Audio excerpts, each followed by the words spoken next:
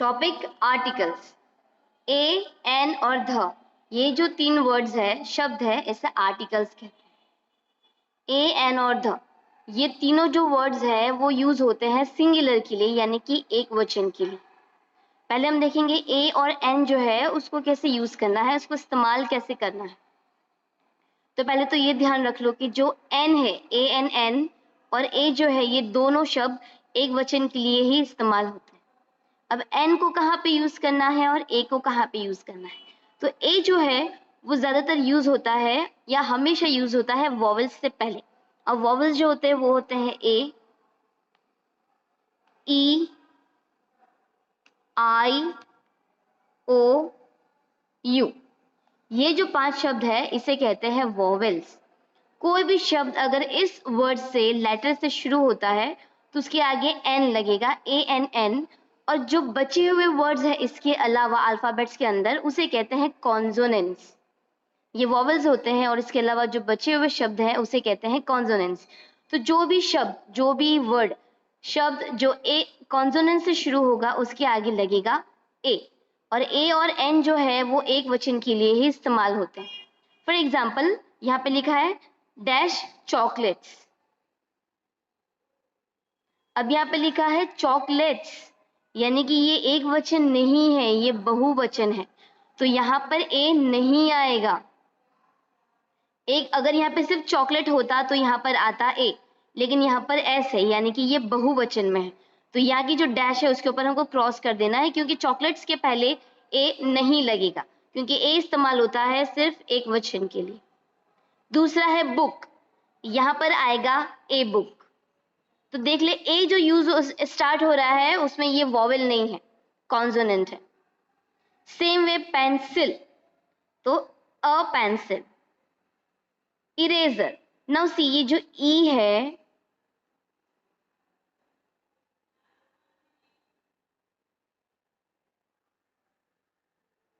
ये जो ई है वो वॉवेल है, ए ई आई ओ यू।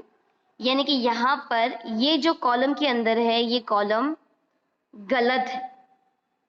इरेजर ए की कॉलम में नहीं आएगा।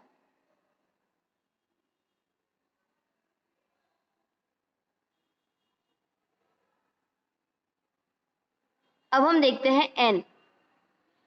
एन को कैसे इस्तेमाल करना है। एप्पल, एन एप्पल, यानी कि ये भी एक ही वचन है, इसके पीछे एस नहीं है। अम्ब्रेला, ये यू है, यानी कि ये वापस से वॉवेल है, यहाँ पे आएगा an umbrella. Elephant, an elephant. Eraser, an eraser.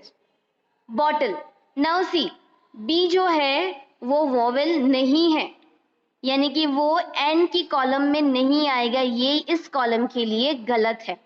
इसके आगे ए लगेगा, एन नहीं लगेगा, क्योंकि ये वॉवेल नहीं है। ये जो बी है ये कॉन्सोनेंट है। तो इसी तरह से ए, एन और ध जो है वो हमेशा एक वचन के लिए इस्तेमाल किए जाते हैं।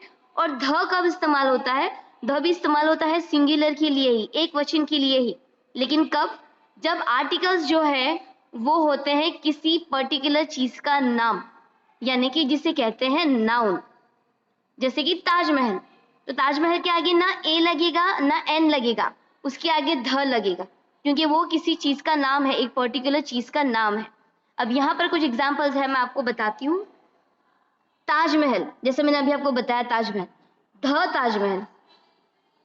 टीचर, हम किसी एक ही टीचर के बारे में बात कर रहे हैं, तो यहाँ पर आएगा ध टीचर। स्टूडेंट, यहाँ पे एक ही स्टूडेंट है, तो यहाँ पर आएगा ध स्टूडेंट। अगर हम पर्टिकुलर उसी के बारे में बात कर रहे हैं तो सन, सन तो एक ही है, तो यहाँ पे आएगा ध। मून, ध मून।